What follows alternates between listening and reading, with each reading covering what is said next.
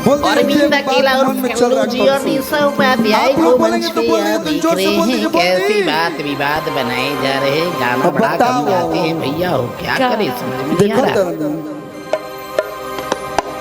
ये मतलब ऐसे आ पाइएगा, सब पता चल रहा है कि आप संस्कारी नहीं है।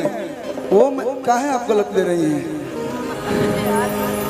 ये हमनी और बेटी पतो ऐसे रहली सन।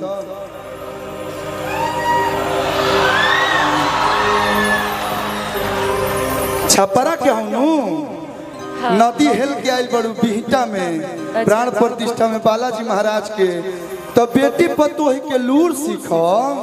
हमारा कहे के मतलब ही बा कि साफ पता चल रहा है कि आप कुछ भी नहीं जानती हैं। इधर आइए। बाड़ुआ भी कनिया नई दुल्हनिया, मानिए आप निशा जी हैं, हम कलू जी हैं। हमारी इस मंच पे नई नई शादी हुई होगी, वैसे भी निशा नाम हमारे पीछे नहीं क्यों छोड़ते करा। आसू भैया बाड़ुआ भी कनिया नई दुल्हनिया, अरे घुंघटा कैसे उठाइबू।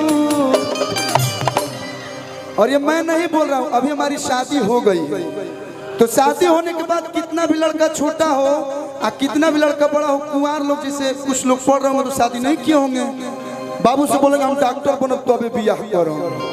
अब डॉक्टर बनने में टाइम न लगेगा, तू भी हमको भैया बोलेंगे तो कहेंगे कि हमारे नए को भौजी। नो डाउट आप बहुत सुंदर हैं। अब ये मेकअप का कमाल है कि नेचुरल ब्यूटी है, मुझे समझ नहीं आ रहा। बहुत पागला हमर तो खूबसूरती इतना बाकी अच्छा लोग पागल हो जाले। का देखत रह लोग नेचुरल ब्यूटी। बाड़ुआ भी कनिया नई दुल्हनिया, अरे घुंघटा कैसे उठाइबू हमारे नए को भौजी। आज मूर्ति देखने आप आई हैं, घूंघट कैसे उठाइएगा? ये सुनरा को भौजी। अब भैया हो अब बोल कैसे मूर्ति देखे जाइबू।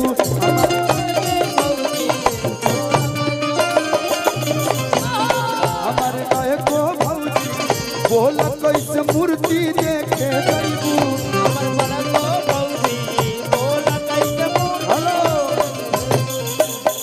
कलाकार ही क्या फूल हो, लेकिन मैया रानी पे क्या चढ़ेला?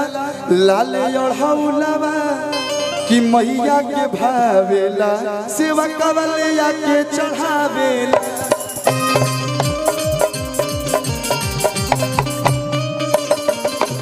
लाल चुनरिया लाल ओढ़ौलवा मैया के भावेला, सेवा कवलिया के चढ़ावेला।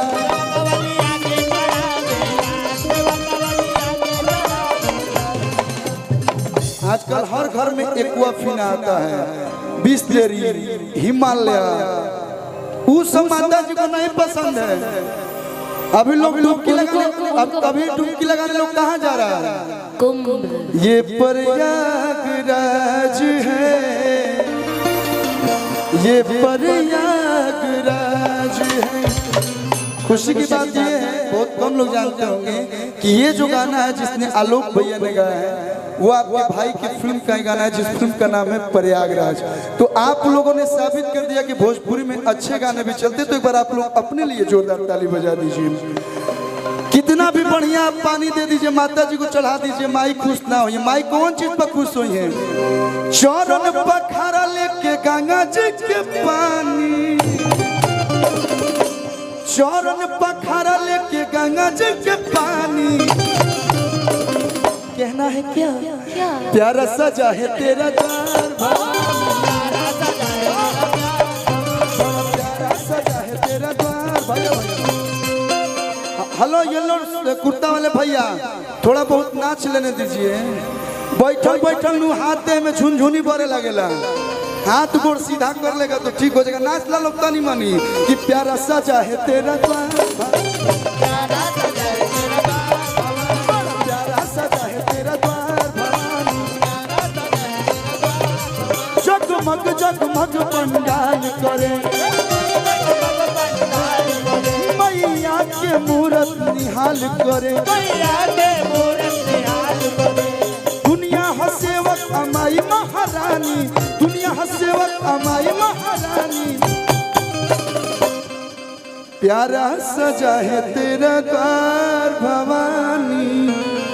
आज प्राण प्रतिष्ठा है ना चाचा जी बालाजी महाराज का। अब बताइए, अब इनको देख लीजिए, इनको देखा तुम्हें एगो बात याद है, बोल दे भैया।